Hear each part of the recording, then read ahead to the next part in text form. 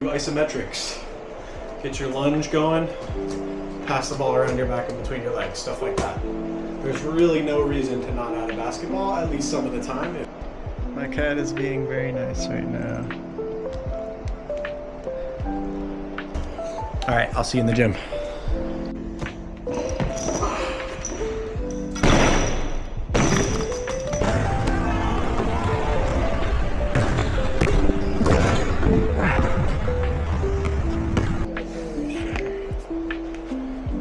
This guy keeps getting in the way of the video. All right. What's up, YouTube?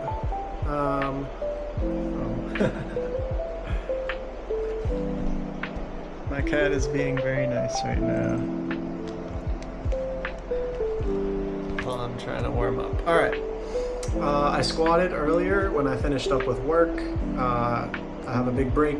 I'm gonna work later in the afternoon.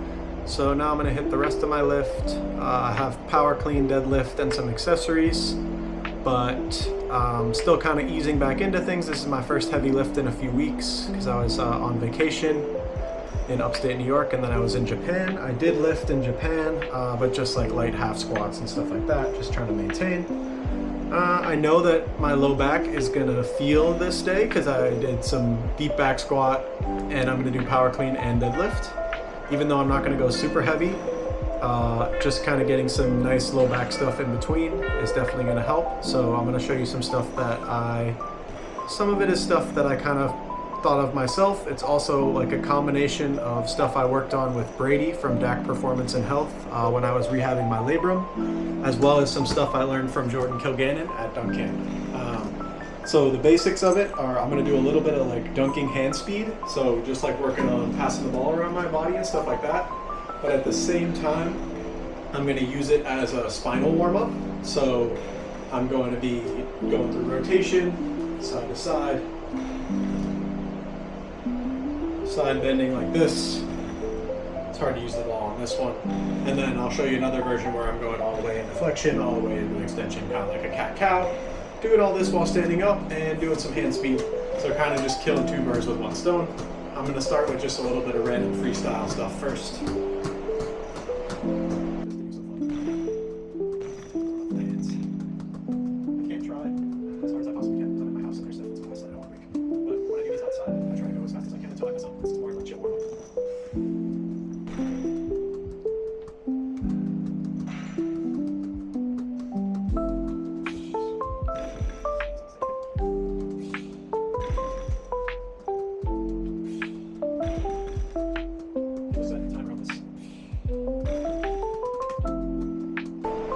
Here's the spinal stuff. I'm gonna do like 50-ish reps of each one. This is level 1. I'll do 25 like this. So I'm getting a big twist, getting full rotation through my spine.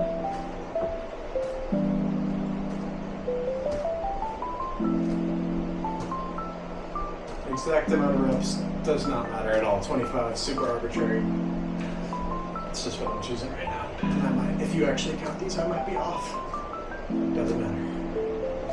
All right, here's level 2. Go for it.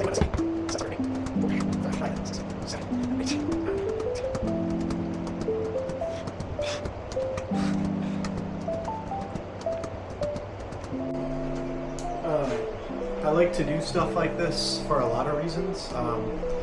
But I was a big like THP, John Evans, spamming McGill Big 3 type of guy. I'll maybe do a full-length video on this another time.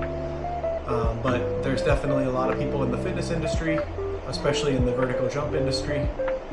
The big guys who come to mind are John Evans and Isaiah Rivera at THP. I like a lot of their training, but especially John has a lot of pushback on the idea that your spine can flex.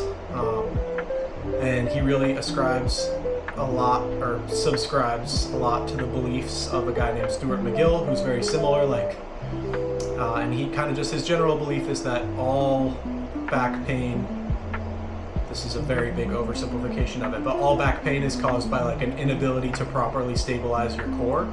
So in order to fix anybody with any type of low back pain, you just need to spam core stability. So the McGill Big Three are like something called a curl up, which is a little bit like a sit up, isometric, and then a side plank and a bird dog, which is like you're on all fours, extending your arm and your leg. They're not bad exercises, but I have found that my spine, my low back feels the best when I'm actually moving it. So that day to day just means doing these guys, just like I call these joint moves. I'm doing them with a basketball right now, but you can do them without a basketball, just rotation, flexion, extension, and then side bending. Could go into, like I said, a whole video on the benefits of stuff like that, but just like anything else, when you move a joint around, you lubricate it. There's something called synovial fluid, which is almost like food for your cartilage and for your joints, and you only get that synovial fluid when you actually move around. So if all you're ever doing is keeping your back like bricked up like this, which is totally a valid skill that we need during things like squatting, deadlifting, but if that's all you're ever doing, you could be giving your cartilage, your joints, a lot more nutrients by just moving your back around. It's simple, it's something that's easy to do in between things. It's not really fatiguing. So I really like these. This is just a version with the basketball, and I also think that you should load these up. That's something I can go into another time, but trying to side bend with weight, rotate with weight, and flex and extend with weight. If you can't think of ways to do that, follow me. We will be making a video on that soon, ways that you can load up and progress those 3 exercises. All right, so I did rotation. Now I'm gonna do side bending. Not really a way to incorporate a basketball into this that much, so I just like to try and palm it or cuff it. I'm gonna palm it today, so just like this. Bending all the way down to each side. Spine is pretty complex, but in practical terms, it really only does 4 things. One of those is to resist rotation in any of these directions. So like I could be resisting a side bend like this. Let's say if I had a bar on my back with more weight on one side than the other, I'm resisting side bending. You can resist rotation. That's like a Palloff press, which is that, I kind of think they're stupid, but it's that exercise where you're like this, resisting rotation. And then you can resist flexion or extension, which is just like standing. If you're holding a bar like here, you're resisting flexion. And then you can resist all those ranges of motion, and then you can also go into those ranges of motion. So your spine can bend to either side, it can rotate to either side, and then it can flex downward and extend upward. And you can kind of think of different angles of that, but even if I do this, it's just a little bit of rotation and a little bit of flexion. I'm going to switch the hand on my left hand because I'm less good at cuffs. I'm going to work on cuff.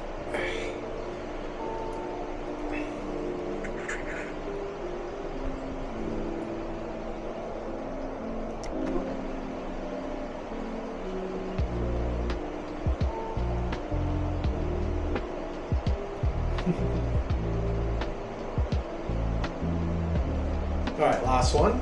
We're going to do flexion and extension. And while we do flexion and extension, we're going to be doing a little bit of another hand speed drill. Finger taps. The way you do this without the spinal stuff is just this. Up, down, trying to tap between your fingers as fast as you can. I'm just going to do the same thing, but add spinal flexion. So like this, and down, and like this, all the way up. And then I like to go here in the back, get a little stretch. This one I will do 50 times, I'll do it 10. All right.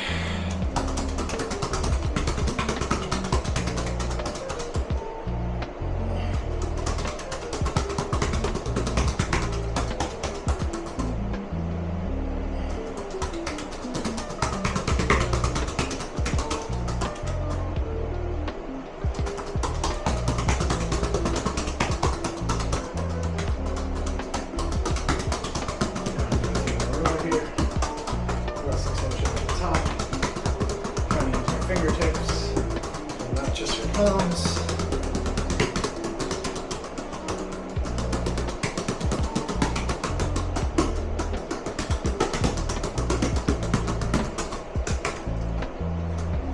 And I think sometimes this stuff to me in the past seems stupid, like it doesn't have transfer to dunking. And I think it certainly has some transfer to dunking. Things with like just getting more comfortable with the ball like this has helped me get closer to E-space It's helped my windmills look and feel better.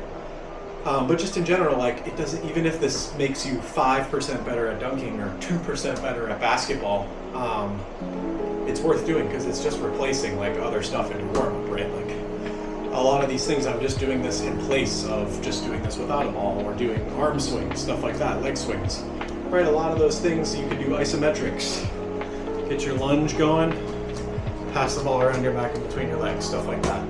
There's really no reason to not add a basketball, at least some of the time, if that's your priority, is to work on that. All right, I'll see you in the gym.